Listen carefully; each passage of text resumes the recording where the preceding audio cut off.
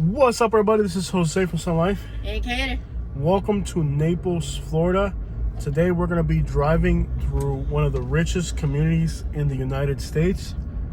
This is Naples. Houses here go for over $100 million. In fact, there's houses here that are going for the $200 million mark. Now, I usually don't show you guys my hood though on these videos, but I think on today's video I'm going to switch it up so you guys can get a wider view. Just because Naples is so beautiful, I feel like it really merits a 360 view, you could say, or 180 to some degree. Most of the time when we do these videos, we're never showing you guys my hood though. So just so you guys understand, houses back here are 100 million, 170 million, $200 million. And this is literally one of the most expensive places in the United States. And the crazy thing is that most of these houses are actually vacant right now. There's nobody living in them. That's like the most absurd thing, is that these are winter homes, second winter homes for people. And right now, this time of year, there's practically nobody out here. So it's a little bit strange to be here. These houses that are worth hundreds of millions of dollars, and there's nobody in them. I believe the most expensive house listed right now is $210 million. Don't quote me on that. A while back, there was a property listed for $187 million. Not 1.8 million. $187 million. And I know that sounds absurd, but that is what it costs to live in Naples, Florida. Of course, there are more affordable areas where peasants live, but we're not going to go there. Not even to visit friends and family. Why would I do that? Why would you spend your time into a place where people don't have billions of dollars? I think they call us back here like Billionaires Row. I've heard people refer to it as that. Yep. It used to be Millionaire Row, but now That's it's Billionaires Row. It's crazy. And I'm still paying rent in Lakewood Ranch, thinking I'm balling on there. You ain't doing crap, Jose. But there are historic, beautiful homes here in Naples. In fact, this street right here is one of the streets that has some beautiful historic homes. I also like with these coconut and palm trees. Like, I want to give you guys like the 360 view, because then you guys can kind of appreciate like the palm trees, which is really the essence of this place, is the palm trees in all directions. I feel like if I zoom in the video, we won't really get the full essence of the place. I mean, it's 360 beauty, so the more of it you can see, the better. I know it's kind of odd to leave the hood in the car, but whatever. This city, I spent 20 years of my life here. Not in this neighborhood. Just a little trailer park down there on the other side of the railroad tracks. And but anyways, you know, I lived in this city, worked in the city. I worked in these houses and neighborhoods quite a bit. They never paid me crap. These rich people are the stingiest people on earth. Don't think because they have money that they're gonna pay you decently. Don't ever assume that because you're working for rich people that you're gonna get rich because they're rich. In fact, they got rich by making sure that we're poor. So just a little icing on the cake for you. There's a lot of money here in Naples, but it's their money. It's not your money. You'd think that after spending 20 years of my life here, I would have acquired something of value living here, but I just feel like the longer you spend in Naples as a poor person, or the longer you're going to be in poverty, because the cost of living that these rich people inflate into society is incredible. And it isn't just housing, it's just the cost of everything. And if you're poor, a lot of times it isn't even cost, it's accessibility. Where like, I ran into situations where like people wouldn't work for you because you're poor. They're like, oh, that neighborhood over there, we're not going to go over there. You know, the contractors are trying to work for the rich people. So like, if you have like a regular property, you know, I'll have a trailer. Like, I'm not going to work on a trailer. I'm going to go work for some rich people, because despite the fact rich people don't pay a lot of money, poor people think they're going to get paid a lot of money. And it's a cat and mouse game. I've worked for people here that back then the houses were worth $3 to $5 million. Today they're probably worth $10 to $12 million. And you'd be surprised how often he would come work for people in $1 million houses, 3, 4, 5 million, multi-million. There's my Ferrari. Let this guy borrow it just so he could wash it. And he hasn't even, like, that's why you can't trust people with stuff like that. I work for people in multi-million dollar houses and they ripped you off. They wouldn't pay you, or they try to hassle you on the price. Like, you wouldn't believe how scandalous these people get when it comes down to paying you.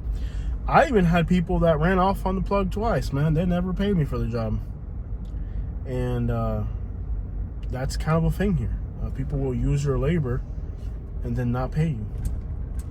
I mean, I'm poor and I've never done that to somebody. I can imagine being rich and doing that, but they're shameless. And Naples is becoming a really scammy and finessey city. I didn't really know it that living back then, but now as time passes and I look back, and it's a really phony, scammy, and finessey type city, because the people that are here are always trying to keep up with the Joneses, and they're willing to do whatever it takes to get money to do that. They, all of a sudden they blew through $10 million, and now they need another $10 million to keep up, and they're willing to do whatever it takes to get it.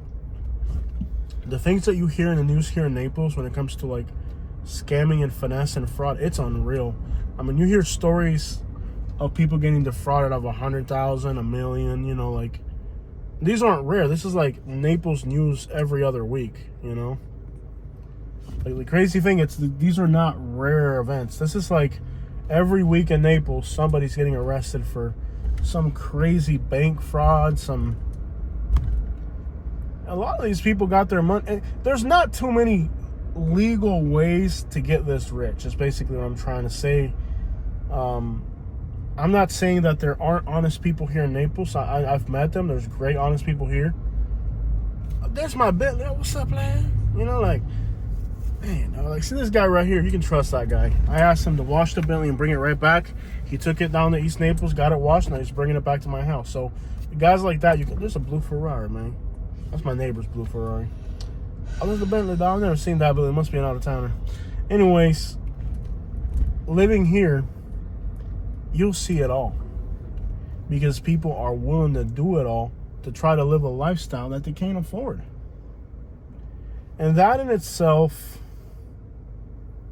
is something you just gotta like scratch your head and wonder, wow, the levels that people go to.